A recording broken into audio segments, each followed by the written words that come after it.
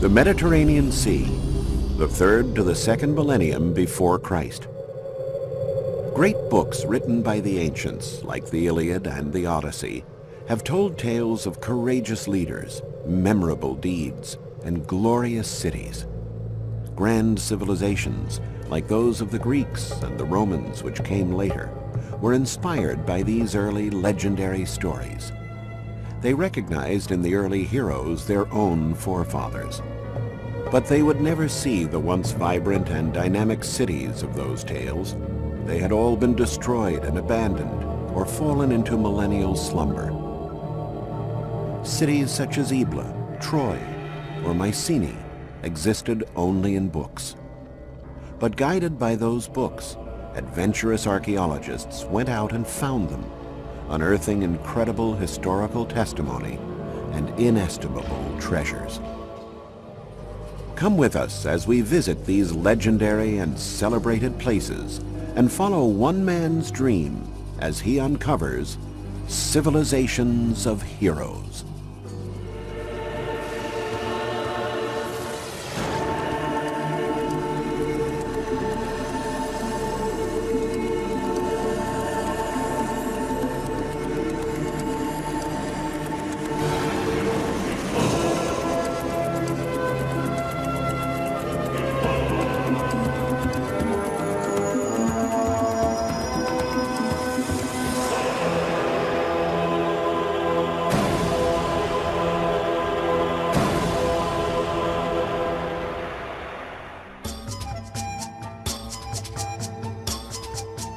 A taste for the ancient, a desire to learn about the history of our predecessors, has always enlivened people's minds. The ancient Greeks and Romans also loved to study their forefathers. Their attention was focused on the cultures and cities of the 2nd and 3rd millennia BC.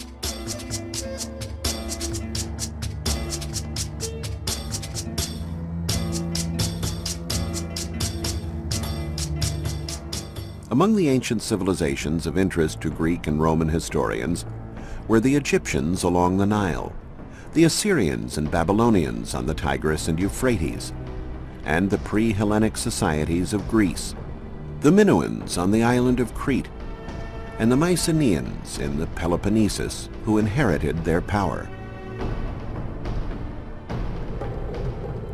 The mystery and allure of Egypt was always a strong attraction. The age of the pharaohs had long faded by the 2nd century BC, but the traces of that glorious past were still to be found everywhere. Inscriptions carved into the columns of temples told of grand deeds.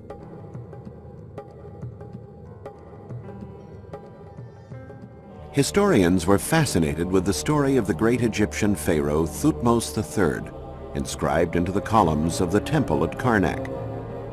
Thutmose had organized a great military campaign to conquer the Near East in the 15th century BC.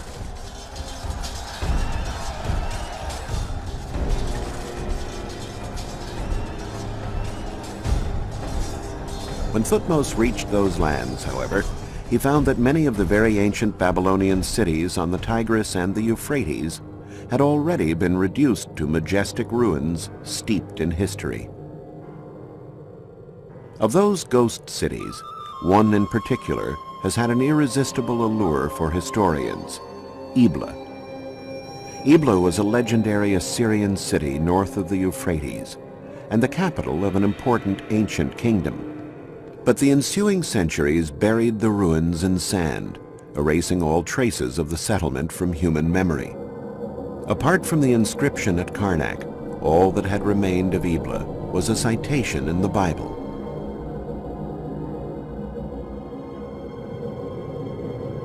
One day, some farmers were out plowing their fields when they came across a magnificent bas-relief.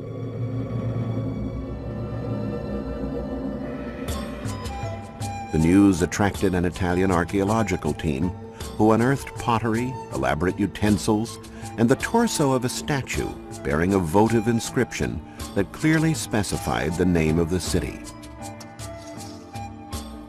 Ebla had been restored to existence.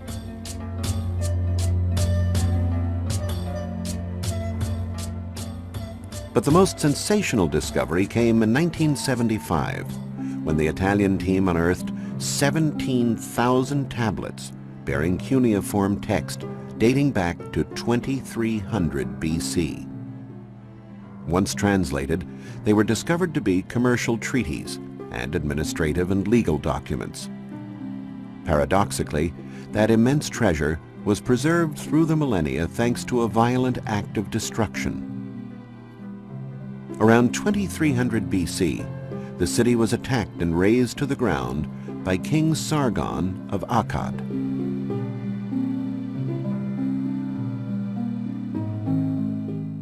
The tablets had been stored neatly on shelves in the archives of the royal palace. The palace collapsed in such a way that the tablets were left stacked one atop another, a position which favored their preservation and allowed archaeologists to accurately reconstruct their content. Ebla was a flourishing commercial center in ancient Syria, and its king was a rich merchant. Commerce was so important to the king that caravans leaving for the Orient or for the Mediterranean were invited to lodge in the royal palace. These caravans were the genesis of the city's fortunes and kept its king in power. If they were headed west, the caravans would make their way to the sea. From there, ships would carry cargo to western lands and pick up trade goods for the return journey.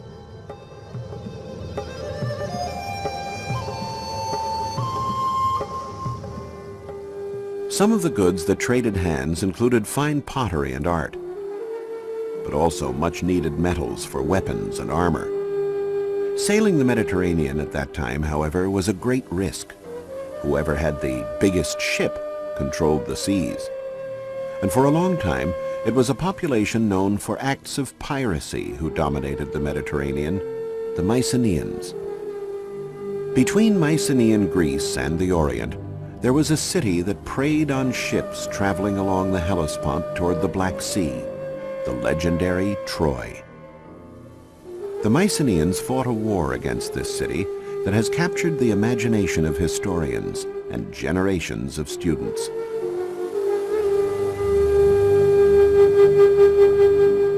Troy, once known as Ilios or Ilion, was a flourishing Hellenistic city.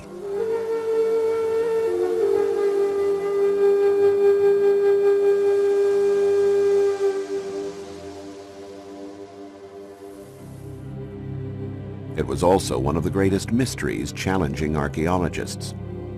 Many dedicated long years of their lives searching for it, lured by the fabulous treasures it promised. But it was not easy to rouse the beautiful Helen, the brave Hector, or King Priam from their slumber. Troy, the city whose siege was described so eloquently in perhaps the world's most famous book, Homer's Iliad, could have been anywhere. In 1868, a dilettante German archaeologist, Heinrich Schliemann, decided to invest the money he had earned in the import-export business to pursue his lifelong dream, to discover the places where the heroes of his youth, the heroes of the Iliad, had fought. The Iliad was certainly not a scientific treatise. Before being committed to writing around the 5th century BC, it had been handed down through generations by way of oral tradition and referred to events that had happened hundreds of years earlier. Yet Schliemann decided to put his faith in the text. Many archaeologists were hunting for Troy, and they looked for it on this hill known as Bunarbashi, in an area between the Turkish cities of Çanakkale and Izin. Schliemann, however, was not convinced by that location. He combed the Iliad in search of clues. Homer mentioned two rivers, the Scamander and the Simoenta. The battles among the Homeric heroes took place around a fortified citadel built on a natural rise. They may have been figments of the author's imagination, but Schliemann chose to believe them. This hill, Hisarlik, was quite similar to the Homeric description. It was here where Schliemann began digging, and in the end, it was here where he found Troy.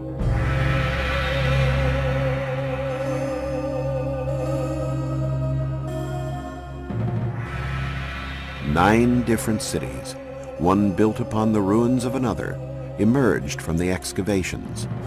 From the second layer, Schliemann discovered amazing treasures, cups and vases, weapons, golden jewelry and buttons.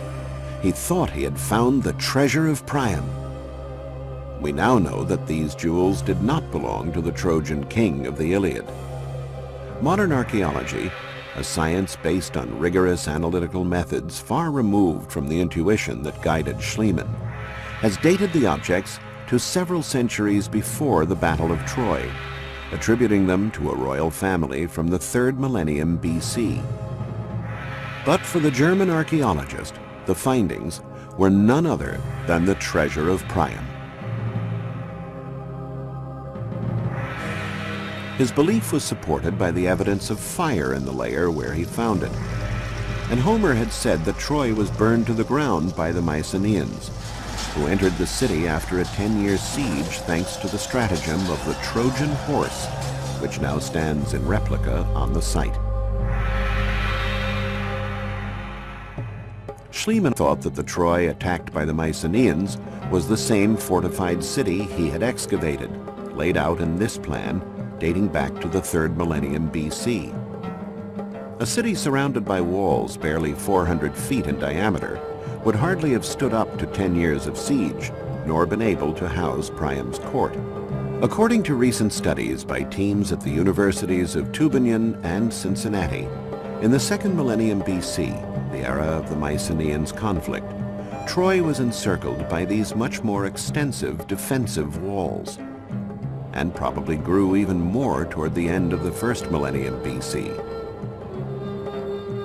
Relying on descriptions in the Iliad and taking into account recent archaeological discoveries that have uncovered new portions of the ancient city, we can now relive the legendary Mycenaean siege of Homer's Troy.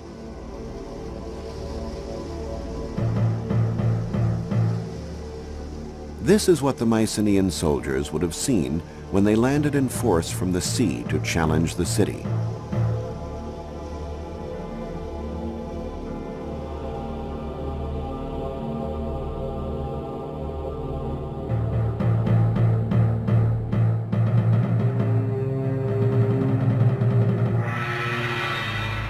The sight of menacing warships headed for Troy was probably not unusual for King Priam and his people. The 9 layers that were found at this archaeological site correspond to 9 different cities, bearing testimony to the cycles of destruction and rebuilding. We now know that Troy, in addition to being of strategic importance for control of seafaring traffic, was also the foremost producer in its time of finished and semi-finished objects in gold. And so it is no surprise that it attracted the attentions of nearby populations. Conquering Troy meant not only eliminating the taxes it imposed on merchant traffic toward the Black Sea and the Orient, but also the reward of a rich booty. And so it was essentially economic motives that drove the Mycenaeans into Homer's legendary war, while Homer's account of the beautiful Helen and the courage of heroes like Achilles and Hector has richly imbued the event with drama and romanticism.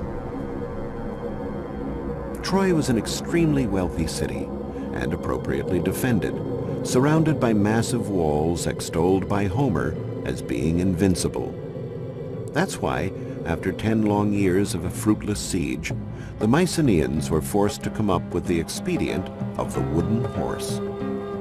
Troy was destroyed and rebuilt 9 times, the last time during the Roman epoch. One of the grandest city plans was created by none other than Alexander the Great.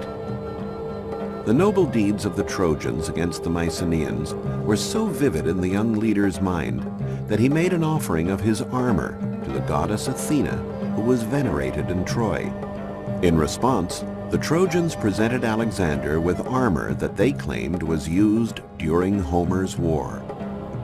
The historians Strabo and Plutarch both reported the anecdote that Alexander the Great always wore that armor into battle, considering it to be a sacred symbol. In the 1800s, it was believed that this fortified city was of medieval origin, so archaeologists never bothered to dig within its walls in search of evidence of ancient civilizations. However, the nature of the location and the massiveness of the walls attracted Schliemann's attention. He had crossed through this area on the Peloponnesus on the search for Troy, and was quite struck by these enormous stacked masses located near modern-day Argos. His mind was flooded with the images of the myths of his childhood and the words of Homer, who made mention of only one Mycenaean city girded by walls, the legendary Tyrans, built by the giant Cyclops. Schliemann, inclined to live out the dreams of his youth and to take seriously the contents of ancient books, refused to accept the idea that that gigantic fortress dated back only to the Middle Ages. Those rocks inspired in him legends and myths hailing from the dawn of time. And there was also the Greek historian Pausanias, who confirmed the Homeric accounts about the existence of Tyrans. Pausanias had even gone so far as to compare the grandeur of the fortifications of Tyrans to the pyramids of Egypt. So somewhere near Argos, there still had to be those Cyclopean walls. Such a grandiose monument could not have simply vanished into thin air. And once again, the excavations vindicated Schliemann. At the top of the citadel, the ruins of a marvelous palace were found, with frescoes in Minoan style dating back to the 2nd millennium BC. It was the Fortress of Tyrans. And once again, a destructive war was the reason for the preservation of all that beauty. The upper floors of the palace, collapsing onto those below, had filled the frescoed rooms with debris. The fire set by the invaders then melted the bricks, creating a sort of shell that preserved the remains of the palace. But who were the powerful invaders able to destroy such a powerful city protected by these imposing walls? Historians discovered that the winners of this epic victory were the Dorians, a people from the north who settled in Greece after driving out the Mycenaeans. The secret of their power? Their weapons were made of iron, a material unknown to the Mycenaeans, who fought with more brittle bronze weapons. The strength and audacity of Achilles' heirs availed them little.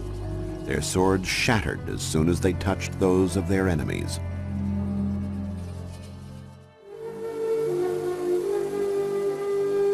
One Mycenaean city stood out above all others, the city that gave its name to the great conquerors of Troy. It was called Mycenae, a city recorded by Homer as having an abundance of gold. Its monumental gate, overlooked by 2 lions, still inspires awe. This was the realm of the great king, the leader of the legendary expedition that destroyed Troy, Agamemnon. The intrigue surrounding a legendary locale has always been a strong stimulus to archaeologists. Where was the tomb of Agamemnon? Had he ever really existed? Had Mycenae's golden riches, recorded by Homer, been spared the ravages of time? Pausanias, in his writings, said that Agamemnon's tomb lay within the walls of Mycenae. But the city was surrounded by 2 sets of walls, an external one that protected the dwellings, and an internal one to protect the royal citadel.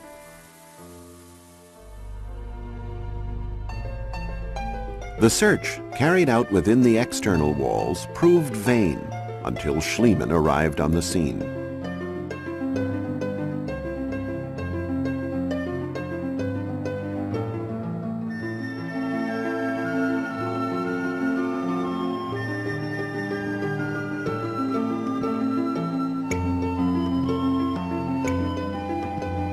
The archaeologist sunk his shovel near the Lion Gate, inside the royal citadel.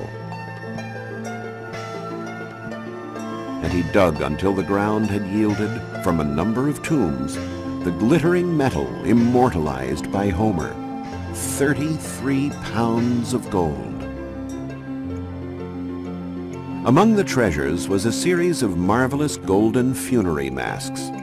This was a privilege certainly reserved for kings.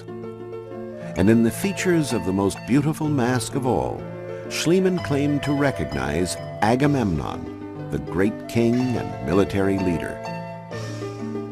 Archaeologists have since discovered that those treasures date back to a period prior to Agamemnon. The excitement of that find was so great, however, that no one has since dared to rename this one-of-a-kind piece. The finely chiseled golden mask is still known to all as the Mask of Agamemnon.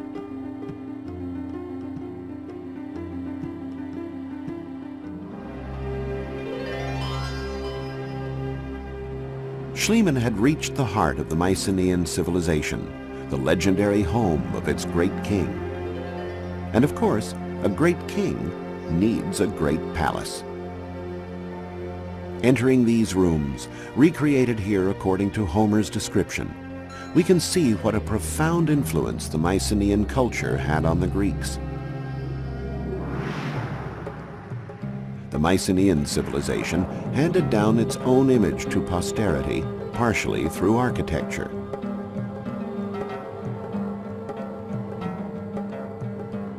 This room with the hearth in the center, called a megaron, the heart of the palace, became the model for the most typical of the Greek buildings, the temple. The king's house thus became the house of the gods. Mycenae was a city of which legends were made, as was Tiryns and the incomparable Troy. The legends and the mythic heroes that accompanied them would have remained only that, pure fiction, if not for modern-day heroes like Heinrich Schliemann, men who follow their passions, pursuing a knowledge of humanity that enriches us all. We lay bare the paths of civilizations of heroes that came before, for a better understanding of the possible hero who sleeps within us all.